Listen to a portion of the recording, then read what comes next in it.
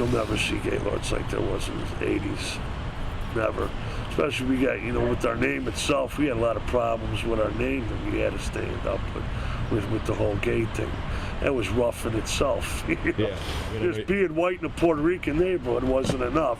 We had to be Gaylords, and people thought that was funny. Basically, we were just trying to hold down our ground, our neighborhood. Yeah, we did have a lot of problems with the Puerto Rican gangs, but we weren't against the Puerto Rican community as a whole. Actually, we respected them, but they had a lot of gangs within them that we fought against. They thought we were going to bring our guns, our drugs, which eventually we did. I'm sick of feeling like I lost this fight. Sick of graying out the wrongs and riots. I'm pulling out here to clear my soul. Tonight, alright. And the action, serious action started. You motherfucking. You believe me, we used to sit in our club and just pray that we could catch these son of a bitches. These nights, sniper shooters that shoot children.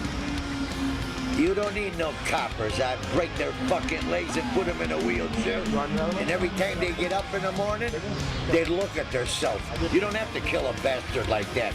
Cripple him for life and his hands so he'll never shoot again. Maybe the monkey see, monkey do. Won't do. Huh? Don't go to Chicago. We love you. We were defending what was American, what we believed, what was right. I got the right to walk on Fullerton Avenue. That's what I fought. That's what I fought. The generations after me can walk on Fullerton Avenue. This is what we're trying to protect. If you look at the kids here playing out here, back in the day, sometimes these kids would be afraid to play out here because the opposing gangs would be driving by shooting. These guys were bent on taking away our culture and making us become what they were, and we weren't going to do it.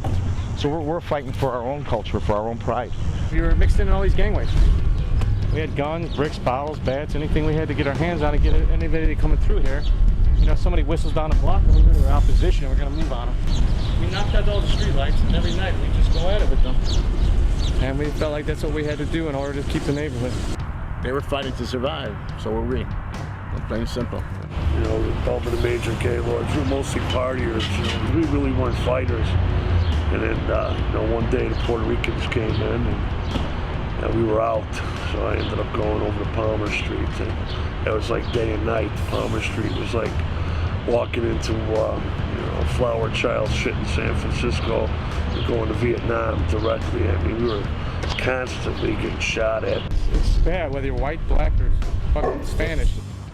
There's youth on the streets of America. It's supposed to be the land of fucking hopes and dreams, and we're fucking dying on it. Some of the stuff we did then would probably be considered hate crimes. Guns were a big part. Guys had to use guns to survive. And my neighborhood where I grew up wasn't a bad neighborhood. It's kind of shitty now, but it wasn't terrible. But now, and I'm talking, I've been out of the gangs maybe 10 years, maybe a little bit less.